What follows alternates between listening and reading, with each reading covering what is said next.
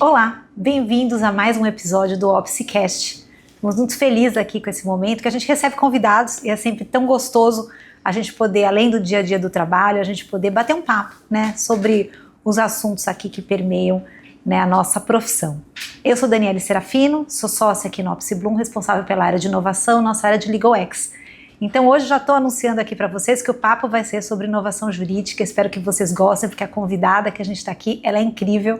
Além de uma cliente do escritório, uma querida amiga, mas principalmente uma referência para mim também, de entender esse mundo jurídico por um outro ângulo, por um outro jeito, e eu quero que a gente bata um pouquinho esse papo sobre isso. Então, Ju, super bem-vinda, obrigada por ter aceitado o nosso convite aqui, prazer ter você aqui, né, a gente bater esse papo. É minha primeira vez aqui no OpsCast e você é minha primeira convidada, não podia nem ter pensado diferente, que eu acho que eu tenho muito a contribuir, quero muito te ouvir, mas bem-vinda, fique à vontade de se apresentar. Obrigada, Dani. Eu estou muito feliz de estar aqui com vocês. Obrigada, é uma honra ser a primeira convidada do OpsCast. Você sabe que eu adoro conversar com você sobre inovação, então a gente sempre tem altos papos, acho que vai ser muito bacana. Eu sou Juliana, eu sou diretora global de Legal e Compliance da NART Therapeutics, que é uma farmacêutica canadense, e eu também lidero o Jurídico de Saias, que é um grupo de advogadas que trabalham em empresas. Muito legal, Ju, até nesse ponto, assim, essa sua jornada, né? Você está numa farma hoje, a sua jornada foi sempre corporativa, assim, conta para quem não conhece um pouco você, se você sempre esteve em farma ou se sempre esteve no mercado corporativo, como é que é a sua trajetória profissional? Eu sempre estive no mercado corporativo e foi até interessante porque nem na época de estágio eu conseguia trabalhar em escritório. Sempre me chamavam em empresas e foi nessa época que eu comecei a trabalhar no setor farma. Eu fiz estágio 2 anos na Baxter, aí eu me formei, fui para a MS lá em Campinas, que é uma farmacêutica nacional. Voltei para São Paulo na DHL, mais voltada para a parte de logística farma, considerando esse meu background. Aí eu mudei totalmente de setor, fui para General Motors, trabalhei um tempo na General Motors, fui para Givaudan, que é uma empresa química suíça, onde eu fiquei 12 anos e lá foi onde eu construí a maior parte da minha carreira, onde eu entrei como gerente e saí como diretora da América Latina, para Legal e Compliance. Da Givaudan passei pela Sandoz, aí voltei para o mundo farma, Sandoz, Organon e agora na NAT. Isso já faz mais de quase 25 anos. Isso que eu faço, são 25 anos de uma carreira corporativa. Que legal, Ju, acho que isso também traz um olhar, porque às vezes a gente vê pessoas que foram para o escritório, foram para o departamento, né, jurídico, e eu acho que isso também dá um olhar para a gente específico, né, da nossa jornada.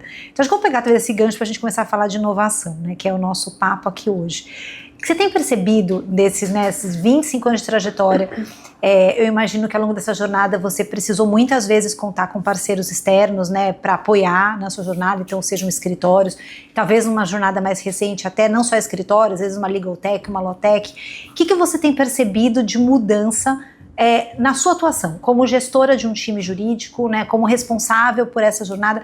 Você tem percebido uma mudança de mercado, no mercado jurídico? O que você fazia antes é diferente do que você faz agora? Tem outros tipos de demanda? E aonde se encaixa a inovação nesse olhar do seu dia a dia? Eu acho que a gente tem 2 recortes aqui na sua pergunta. Uma é a mudança do mercado para quem trabalha dentro de empresas e a mudança de mercado para quem trabalha em escritório de advocacia.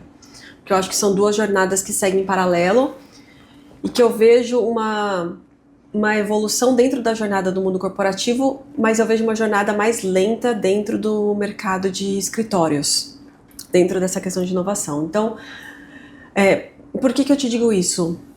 Logo que eu entrei, comecei a trabalhar, enfim, quando eu estava na Givaudan, ainda como gerente, eu escrevi um artigo chamado Os 10 Maiores Erros dos Escritórios de Advocacia. Conhecido. Verdade, eu li, muito bom esse artigo. E aí, revendo essa jornada, eu ainda acho que os erros ainda acontecem. Ele ainda não é assim, sabe, outdated, sabe? Ele Sim. não é ultrapassado, eu ainda identifico ele é atual aquilo, ele ainda é atual.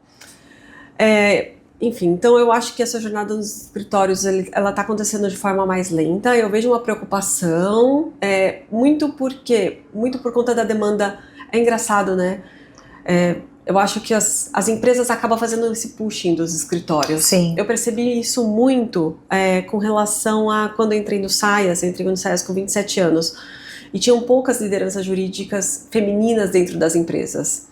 E aí o Saia se organizou, a gente começou a crescer, virou um movimento no mercado jurídico. E a gente começou a perceber que os escritórios começaram com aqui tem um grupo de apoio de mulheres, aqui tem mentoria para mulheres. Porque as empresas achavam isso interessante, então eles se movimentaram para estruturar, e hoje em dia nos para acompanhar esse movimento dos seus clientes. Isso, assim. Porque era uma demanda que a gente fazia. Sim. E eu sinto a mesma coisa agora.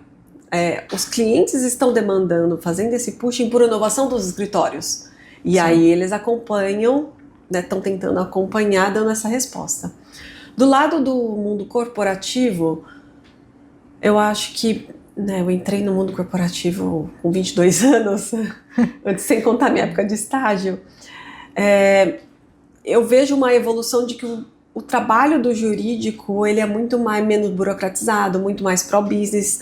A gente teve uma jornada de antes, acho que antes lá da década de 90, 2000, em que tudo era muito estruturado, muito, novamente, era doutor, era reunião, era um jurídico separado. Mais distante às vezes, mais distante, mais como conselheiro. Sim.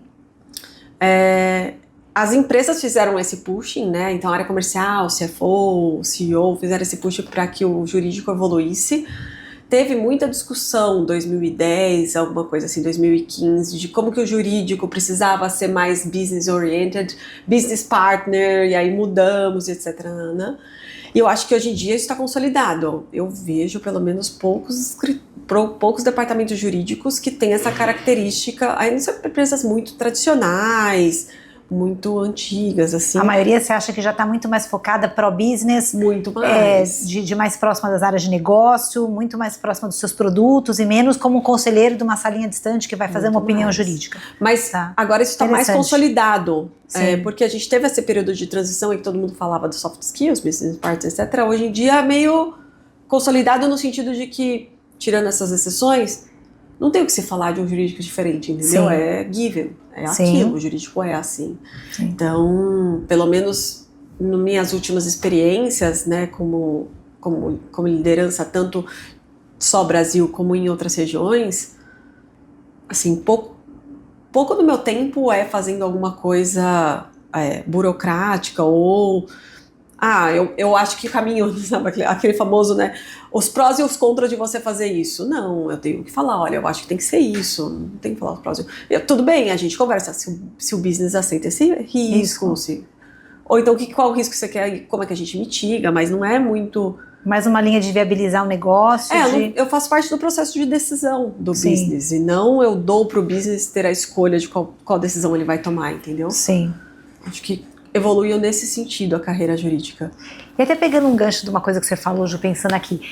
Eu participei no ano passado de uma pesquisa, como pesquisadora mesmo, de pesquisa da experiência do cliente com o serviço jurídico. Lembro.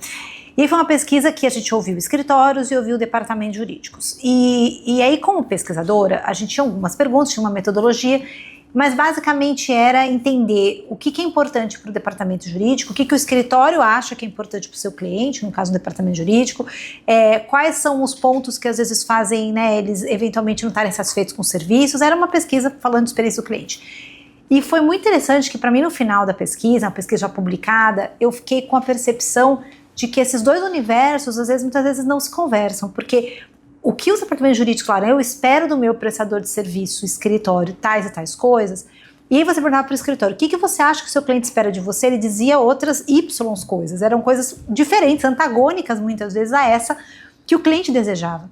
E me trouxe a clareza e a percepção de que muitos advogados ou muitos escritórios não estão ouvindo seus clientes. E eu acho que essa é a base para a gente pensar, vamos inovar por quê? Porque a nossa finalidade final é atender bem o nosso cliente. Então, a inovação pela inovação em si, lógico, ela pode trazer eficiência, ela pode trazer melhores resultados em muitos aspectos, seja de redução de tempo, seja de melhor forma de trabalhar, seja de a gente realmente pensar as coisas por um outro ângulo, mas eu acho que no fim do dia, a gente está ali para atender bem o nosso cliente, a gente está ali para ser centrado no cliente, para a gente olhar para esse cliente e ver o que ele espera. E essa pesquisa me trouxe essa percepção de que muitas vezes isso é dissonante, que é como se esses universos não conversassem e não conseguissem entender a necessidade. O que você acha disso? Você Você percebe isso na prática? Você percebe, às vezes, o que você precisa, você encontra, às vezes, dificuldade de encontrar? Você tem percebido, tem coisas que andam te incomodando mais do que incomodavam antes, que já não cabem mais hoje, na forma que você espera que o serviço seja prestado? Então, eu queria que você falasse um pouquinho sobre essa experiência com esse olhar de um departamento jurídico, o que esperar, né, do seu escritório, do seu parceiro de negócio externo. É difícil para mim porque eu já não trabalho naturalmente com escritórios que não têm um perfil alinhado com o que eu espero. Já é uma triagem que você faz já é uma triagem. No começo.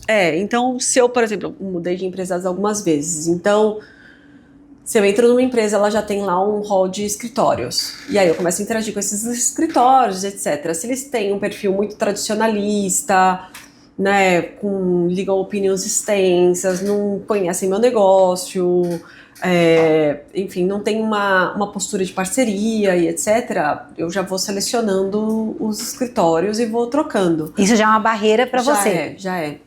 A questão da diversidade também é uma barreira para mim, eu tenho que confessar, assim, se o escritório ele não tem um olhar sobre isso, também é uma barreira para mim, eu verifico isso com os escritórios quando eu entro. Então, eu gosto muito de construir parcerias a longo prazo, porque as pessoas conhecem o meu trabalho, o meu estilo, e elas vão seguindo. Então isso facilita para mim, novamente, porque eu tenho os parceiros alinhados. Mas o que eu vejo é que os escritórios hoje em dia eles têm uma grande oportunidade, que muitas vezes o que eu ouço, né, nessas andanças de feedback é que às vezes fica difícil para o escritório saber exatamente o que é o business, como é que está lá dentro, quais são as prioridades. Se o advogado interno, se o legal counsel, não compartilha com eles, e às vezes a pessoa não tem interesse ou não quer compartilhar e etc. Sim, esse histórico também fica difícil, porque afinal de contas o escritório está de fora e nem todo mundo tem essa parceria, né? Sim.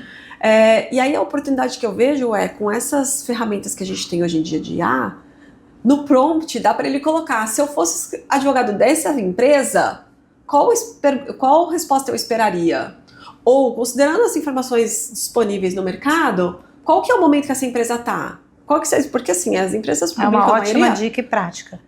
Publicam o balanço lá, o annual report, com tudo onde elas vão lançar produto, em qual país que elas estão, quais são as estratégias, você pega aquilo.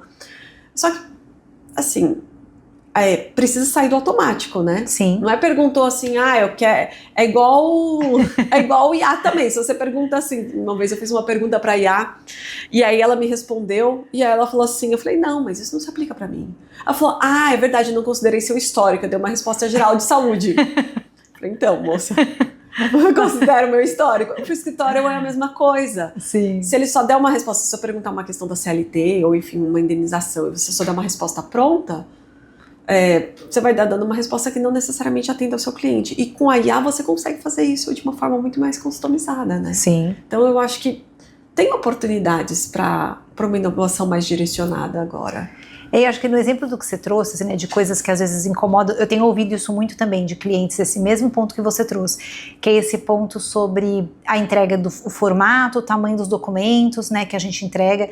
É uma missão nossa, e eu falo aqui, né, vestindo aqui o chapéu de escritório, que a gente, aqui dentro a gente tem, né, no escritório, cursos de linguagem simples para o time, a gente vira e mexe, tem papos e assuntos para puxar essa jornada, de falar, olha, essa pesquisa, por exemplo, da satisfação dos clientes, a gente mostrou aqui para todo o nosso time de advogados, o mercado tem esperado diferente, você é advogado e precisa, né, escrever de uma maneira diferente, de uma maneira sucinta, e aí vira e mexe, às vezes a gente recebe às vezes um documento maior, outras vezes a gente vê, puxa, o time realmente captou e conseguiu transformar isso num documento menor, trazer uma one page de resumo e isso ajudar nessa jornada.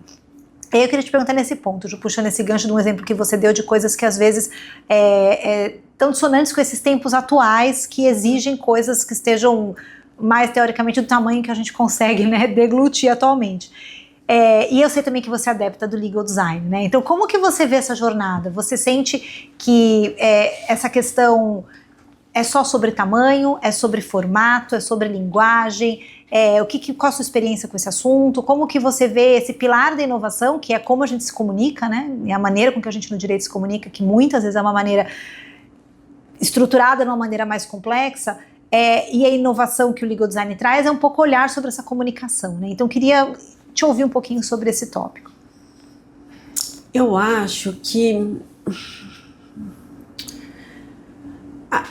os advogados, sejam advogados de empresa ou advogados de fora, e muitas vezes o mercado que se espera de advogado tá em transformação nesse sentido. Então, eu acho que vai muito além do que o tamanho do documento, muito além do que a linguagem. Ali, muitas vezes, considerando o histórico, é o seu foundation de conhecimento, é onde você vai mostrar que você sabe todas as informações, de que o escritório vai mostrar que ele mapeou todos os cenários, de que ele fez os 300 disclaimers considerando mais as outras ressalvas, porque vai ter uma questão de responsabilidade, Sim. entendeu? E aí, muitas vezes, em empresas mais tradicionais, enfim, elas acabam esperando isso. E quando vem alguma coisa diferente, também tem uma questão... Também estranham, né? Acho que eu te contei que quando eu implementei numa das empresas que eu trabalhei, umas minutas de contrato com legal design, quem mais resistiu foi o business, né? Que falou assim, não, Juliana, isso daqui não tem validade jurídica. Eu falava, não, eu sou advogada, tem validade jurídica. Tô dizendo que tem. Eu sou advogada, eu fiz com o escritório, tem validade jurídica. E ele, não tem, sabe? A pessoa da área comercial. Não desmerecendo a pessoa da área comercial, mas assim, né, o CFO, enfim, eu tive uma resistência de outro, porque não é o esperado. Sim. Então, eu acho que vai muito além da questão simples do tamanho do documento. É a desmistificação do papel do advogado que a gente está trabalhando ali. Sensacional. E, né, novamente, eu sempre falo pro meu time, quando perguntam pra gente internamente, responde diretamente, 3 linhas. Se a pessoa quiser saber mais, ela pergunta. Espera. Você não precisa mostrar ali que você sabe todas as informações, que você cobriu todas as coisas. Eventualmente, para um parecer ou um legal opinion de escritório, sim. Mas para respostas do dia a dia, não. Eu tive um exemplo recente em que a gente pediu uma legal opinion para o escritório de uma coisa bem específica de bioscience, programa de paciente, um tema super sensível, medicação de alto custo, tratamento de milhões de reais, como é que a gente ia fazer. O escritório me voltou com um parecer todo quadrado. Ele era curto, mas ele não endereçava o que eu precisava, apesar de ser 2 ou 3 páginas, porque a pessoa já conhece. Interessante. Já um pouco o seu então, estilo também. Já não veio um negócio grande, mas ela não endereçava. Eu voltei, marcamos uma reunião, alinhamos, o segundo veio uma folha atrás, quadro resumo com as hipóteses que a gente falou, porque a gente conversou, olha, eu quero saber isso, e se acontecer isso, e nanana, com as hipóteses, os riscos aqui, tudo bonitinho. Então veio muito melhor, entendeu? Que interessante. E novamente, essa conversa, ela é interessante, e o escritório não me mandou um parecer novamente com Juliana, considerando que tivemos a reunião, considerando que você me disse isso, considerando que eu estou levando, que eu entendi isso, sabe assim, portanto, pega a resposta. Não, isso já está assumido entre a gente, né? Sim. Então, eu acho que a gente tá evoluindo nesse sentido, e é muito mais sobre o papel do advogado do que o tamanho do documento.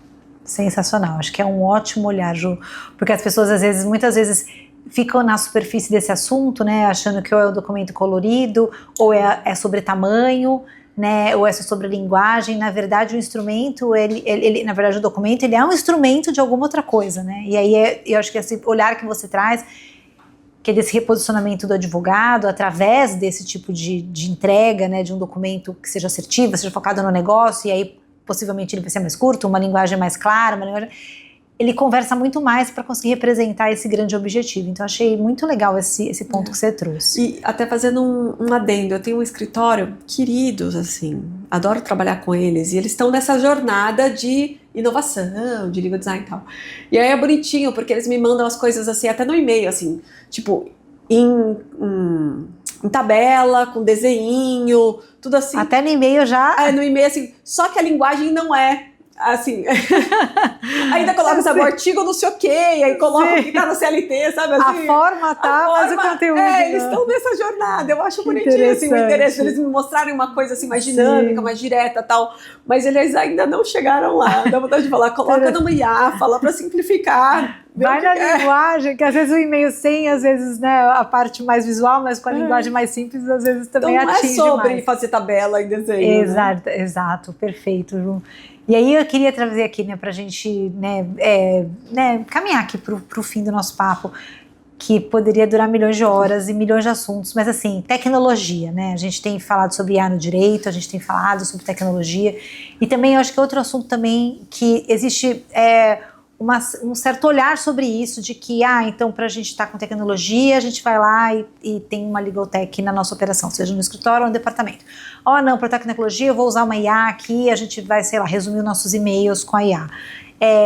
Qual o teu olhar da tecnologia para o direito? Qual o impacto que você acha que a tecnologia vai trazer para o direito, ou já está trazendo? E você sente isso que já está no dia a dia? É uma realidade para você no seu dia a dia, no seu time? Como que você observa esse momento? Eu acho que a gente tem novamente dois pontos aqui para endereçar. Primeiro é a questão da evolução do direito com a IA simples. Então, Claude, ChatGPT, Gemini, Copilot, o que seja, na questão de suporte para a empresa no geral, para todas as pessoas, incluindo o jurídico, né? Como a gente conversa, as áreas que vão ser mais impactadas pela IA são as que tem coisa escrita, né? Que tem dado, e direito é isso, né? Sobre isso, sim, tudo escrito, tudo linguagem. Dado. Então, eu vejo um movimento de as áreas se apoiando muito na IA, e por isso que eu vejo uma transformação no papel do escritório, porque eu pergunto muito mais do escritório, porque eu pergunto muito mais para minha IA. Você sente que já é uma realidade isso para você? Já é uma realidade. Você já usa IA para fazer, eventualmente, dúvidas, consultas, que antigamente você usaria uma pergunta para o escritório? Sim, todos os dias. Lá na empresa a gente tem Copilot validado que... Então, assim, eu vou perguntar uma coisa para o Copilot, ele olha e fala assim, já procurei em todos os seus e-mails, em todos os seus arquivos, e você está tratando sobre isso, e as pessoas querem saber isso, e esse é o histórico. Então ele já tem isso. Quando eu faço a pergunta para ele já considera tudo que tem sobre isso na empresa, sim, todas as discussões. E aí ele consegue me dar uma resposta muito mais customizada. Então, sim, eu faço análise de contratos, ou respostas, ou consultas, não é absolutamente todas as coisas, mas várias eu me apoio na IA para fazer junto comigo. Se a coisa ficou mais complicada, mais técnica, eu quero um olhar mais específico, etc., eu vou para o escritório, senão não. Então, reduzir bastante o número de consultas para escritório para isso. Que é o que as pesquisas apontam com a linha de inovação, só para saber, né, que na realidade sou sujo, as pesquisas apontam nessa direção, que né, às vezes menor consulta aos escritórios de coisas específicas que antigamente eram mais consultados. E aí o segundo olhar é que essa é a que eu acho que evoluiu e que vai evoluir cada vez mais, inclusive dentro dos escritórios, porque eu já tive escritório do Canadá que me mandou engagement letter dizendo que eles consultavam IA, que eles usavam IA nos meus processos e que eu estava de acordo com ela, com esse uso. Então já estavam incluindo cláusulas nesse sentido para eu dar o ok. Então eu acho que esse é um movimento. Por outro lado, IA é muito mais do que isso, né? Sim. Muito mais do que consulta. É agente, né, fazer as coisas, né, verificar a automação e etc. Eu acho que essa jornada está mais lenta do que a gente estava esperando. Tá. Eu não vejo assim tanta... Teve o Claude Legal, né, que faz integração com o DocSign, que agora tem mais de 20 integrações, etc. Mas eu não vejo tanta aplicabilidade de um agente que faça as coisas... Eu estou falando para a empresa, talvez para o escritório sim, porque aí tem as peças, tem jurisprudência, tem coisas que você consegue fazer, né? E que pode ajudar. Mas dentro de empresa, a gente não tem tantas tarefas repetitivas dentro da empresa.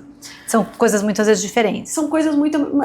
até tem contratos, etc. Mas, novamente, aí a gente usa isso. Mas eu não tenho uma automação, eu não tenho um agente que vai, sabe, assim, facilitar o meu trabalho. Então, eu acho que essa jornada... Não sei, a perspectiva que eu tenho, eu conversei com alguns colegas, eu não vejo eles, não, agora coloquei um agente, uma automação e faz tudo. E tá resolvendo. Acho que essa jornada tá um pouquinho mais lenta, então uma tá mais rápida, essa outra tá mais lenta.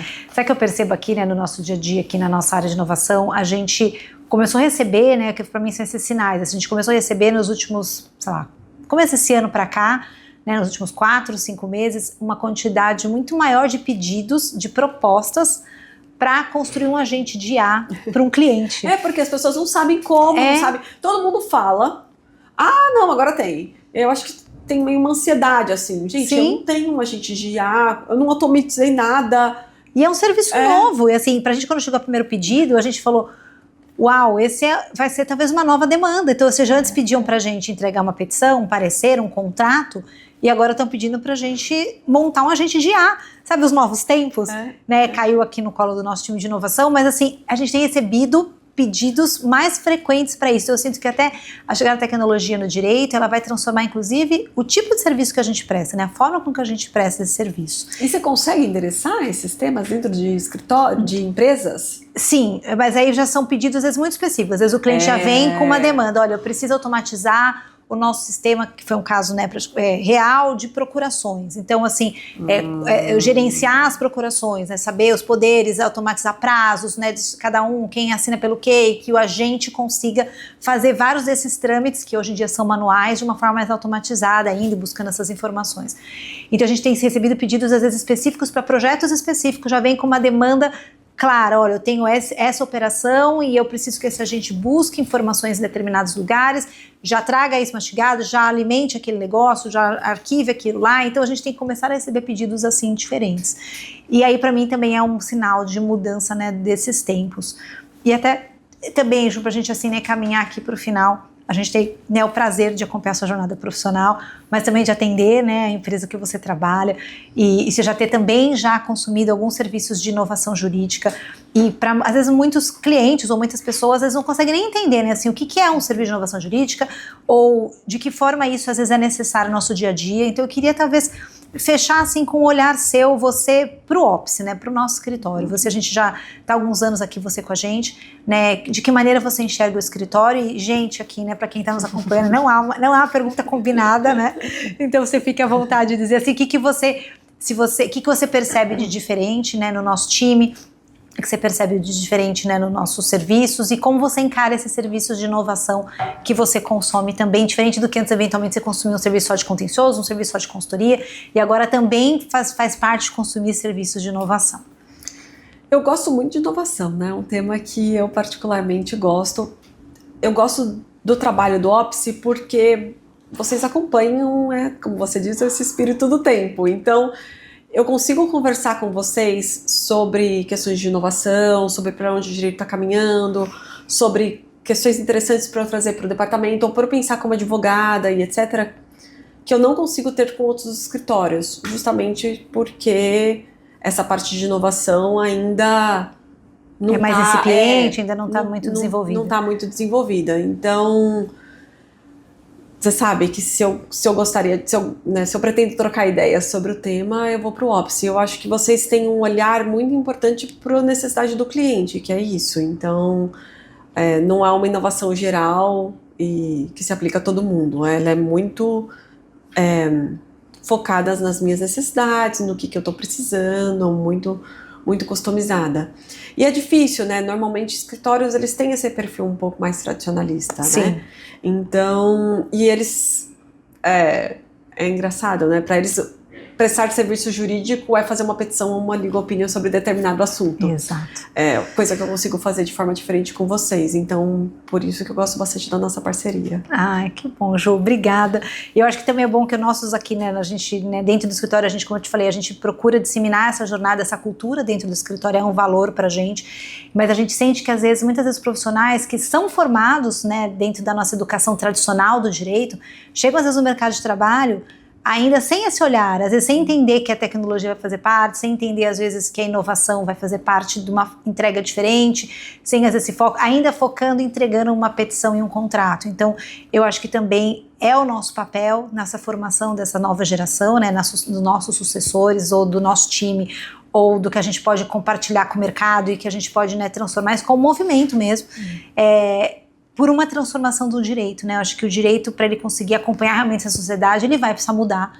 Tá mudando. A gente queria às vezes fosse um pouquinho mais rápido, mas eu acho que já avançou bastante, porque senão a gente vai acabar não sendo relevante nesses tempos que a gente está vivendo, que são tempos de profundas transformações, se a gente, né, fincar o pé e a gente continuar como a gente sempre esteve.